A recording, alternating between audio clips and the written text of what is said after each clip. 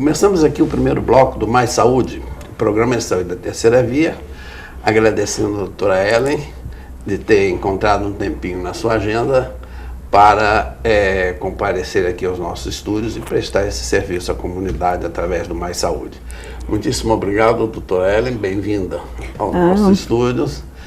E eu gostaria, doutora Ellen, de que nós focássemos nosso programa hoje nas questões que afligem e que deixam dúvidas nos nossos telespectadores. As questões de oftalmologia são muito desconhecidas pelos nossos telespectadores.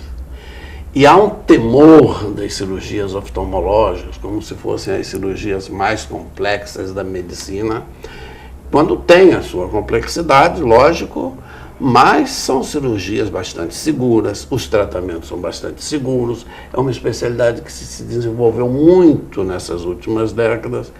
Eu gostaria, então, de aproveitando a sua presença, que você explicasse aos nossos telespectadores o que é catarata. Bom, a catarata é uma opacificaçãozinha de uma lente transparente que nós temos dentro do olhinho, que fica atrás da menina dos olhos, que isso é chamado de pupila. As pessoas confundem um pouco a catarata com uma pelinha que nasce no cantinho do olho, que não é catarata, isso é um pterígio, é totalmente diferente. A catarata, ela é dentro do olhinho e ela vai ao longo da nossa vida, às vezes por outras razões, às vezes até uma catarata congênita, né? A criança nasce com catarata. Essa lente, como se fosse uma lente de óculos, ela vai opacificando, vai ficando amarelada. É como se eu tivesse uma janela transparente, que com o tempo vai amarelando e a gente vai deixando de enxergar a parte externa. Então ela vai ficando amarela e pode acabar bem marrom, ou bloqueando completamente a sua visão. Vai ficando turva. Bem turva. Perde a transparência do olho normal. É como se nós tivéssemos um óculos que vai sujando cada vez mais. Entendo. Só que não consegue se limpar, só com a cirurgia. Claro. Isso eu ia te perguntar e você se antecipou. Tratamento da catarata, Ellen? Cirúrgico, sempre. Sempre cirúrgico. Existem formas da gente controlar um pouco essa evolução. Por exemplo, não nos expondo muito à luz solar diretamente nos olhos. A luz fluorescente é uma luz que não faz muito bem para os olhos, então a gente deve ter num ambiente onde tem uma iluminação totalmente fluorescente, uma luzinha indireta ou incandescente, que hoje é mais difícil, mas que quebre o comprimento de onda da fluorescente, de modo que ela leve a um pouco mais de retardamento nesse aparecimento da catarata, que é uma coisa natural. Todo mundo vai ter catarata um dia. E esse amarelamento, ele é muito lento. Então, você vai tendo uma opacificação na visão, mas você não se dá conta. Quando você se dá conta, você começa a perceber as coisas meio sujas. E aí, pede para alguém limpar melhor os móveis, acha que as cores estão ficando mais pálidas e você começa a implicar, às vezes, até com algumas empregadas, né? Alguns funcionários nossos que não estão limpando direito as coisas. Na verdade, não. O branco não é mais branco, ele é amarelado. E da mesma forma, as cores vão perdendo a seu brilho, né? Então, você, ao exame oftalmológico, percebe-se uma cataratinha. Dependendo da profissão do paciente ou do tipo de ocupação, tem que se operar precocemente. Dificulta a leitura, Ellen? Dificulta em partes, dependendo do seu grau normal, do seu grau primário. Se você, por exemplo, você tem uma hipermetropia, você tem dificuldade na visão um pouquinho de longe, mas bastante de perto depois dos 40 anos, né? Que é a famosa vista cansada. Então, a gente vai começando a ter mais miopia, porque a catarata, ela rouba o seu grau. Se você é míope, você vai ficar mais míope, ou seja, você vai ler cada vez melhor de perto, porque aquilo vai virar uma lupa, porque a miopia te permite ler bem de perto, mas de longe as coisas vão ficando muito sem brilho, sem definições. Se você é hipermétrope, você vai enxergando um pouco pior para longe e um pouquinho melhor para perto, chegando às vezes até a tirar os óculos. É muito comum dizer assim, mamãe está ótima, ela já não usa mais óculos para leitura. Aí a gente brinca, fala, é porque está fazendo uma cataratinha. Por isso. Mas ela vai melhorando a visão de perto. Chega uma hora que não tem mais jeito, aí ela pacifica de longe, de perto, e você não consegue mais ter nenhuma definição. Fale-nos com a simplificação que lhe seja possível sobre a cirurgia de catarata. Bom, a cirurgia de catarata, eu digo isso para todos os meus pacientes, não existe cirurgia sem riscos. Todas têm riscos, cirurgias do que for. Mas a cirurgia de catarata hoje é uma cirurgia bastante segura, tá? Não é isenta de riscos, volto a repetir, mas é bastante segura. Hoje a gente tem algumas técnicas que são top, que é a facoemulsificação ou o LenSx, que é a cirurgia de catarata laser. Em 5 minutos, 10 minutos, a gente resolve a cirurgia, resolve a catarata. A gente faz uma microincisão, que é uma pequena incisão, se for a facoemulsificação simples, e através dessa pequena incisão, às vezes de 2 milímetros, a gente dilui e aspira a catarata e injeta uma lente, que se desdobra dentro do olhinho e ela ocupa o espaço do cristalino que opacificou. Então, o paciente volta a ter aquela janela transparente. Quando é com laser, não. Aí a gente consegue diluir essa catarata no laser sem abrir o olho. E depois só aspira e injeta a lente por uma bem pequenininha incisão. Uma pergunta ainda sobre catarata, Ellen, do ponto de vista coletivo. O Brasil tem abordado de forma suficiente as necessidades de cirurgia para catarata da nossa população? Infelizmente não, César. A catarata ainda é uma das maiores causas de cegueira no Brasil, infelizmente. Tão simples de resolver e tão complicada para o governo, né? É difícil imaginar isso em pleno século XXI, Ellen. Difícil é aceitar isso, né? A gente que opera, que sabe como é rápido e como é seguro essa cirurgia, você vê pacientes completamente cegos chegando no consultório, porque o governo não dá esse suporte de uma coisa tão simples. E não é tão complicado assim uma cirurgia. Então, é uma coisa que, infelizmente, limita muito as pessoas, porque traz uma cegueira reversível, mas não tem o suporte necessário. É uma pena. Terminamos aqui o nosso primeiro bloco indignados com a observação feita pela doutora Ellen de que o Brasil não tem dado conta de um problema tão grave e que causa tantos sofrimentos à nossa população. Voltamos em seguida com o segundo bloco do Mais Saúde, o programa Mais Saúde da Terceira Via.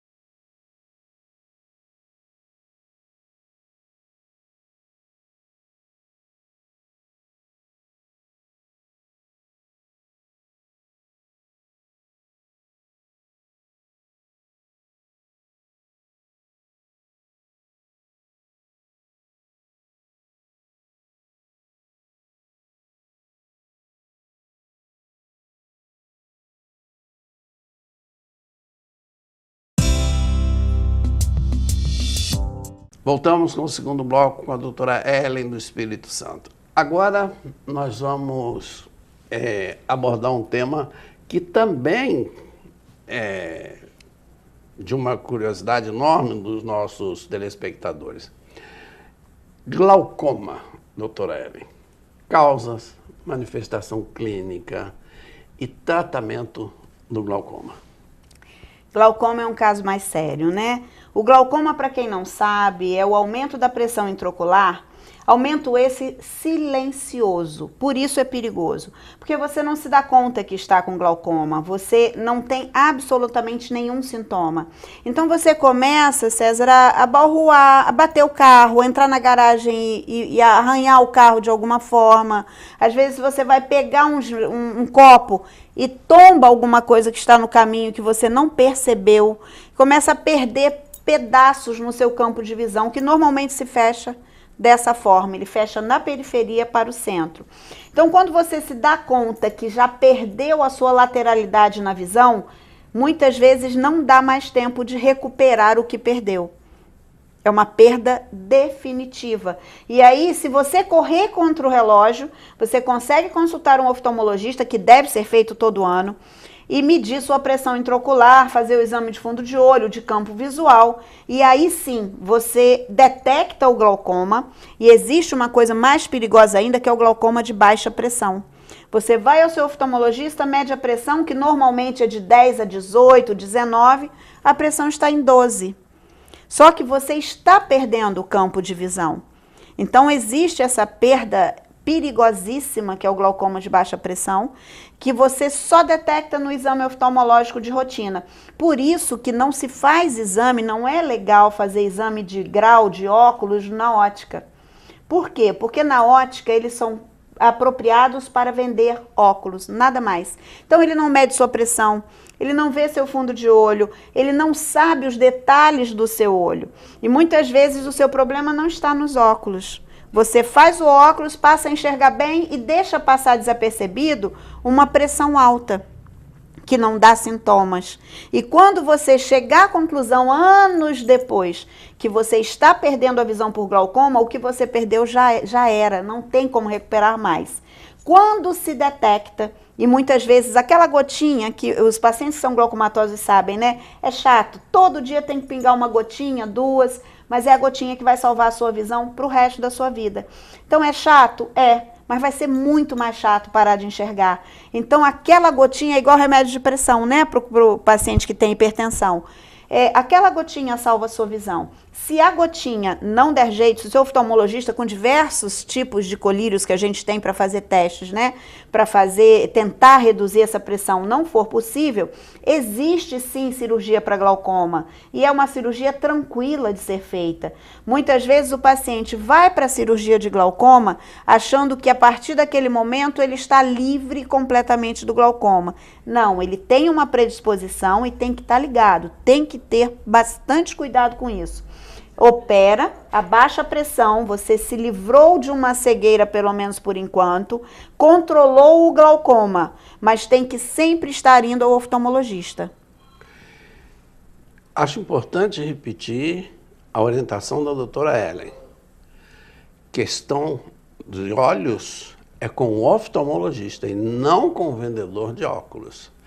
As óticas estão aí, são importantes para o nosso comércio, são importantes para fornecer material de qualidade para os nossos pacientes, mas quem sabe dos seus olhos é o oftalmologista. Isso é importante que a gente oriente os nossos telespectadores, porque às vezes nós corrigimos a visão, mas a causa que está determinando a perda da visão não vai ser resolvida no balcão de uma ótica. Não, nem detectada. No consultório dos nossos colegas oftalmologistas. Por isso, fica esta frase depois desse texto. Uma vez por ano, vá ao seu oftalmologista.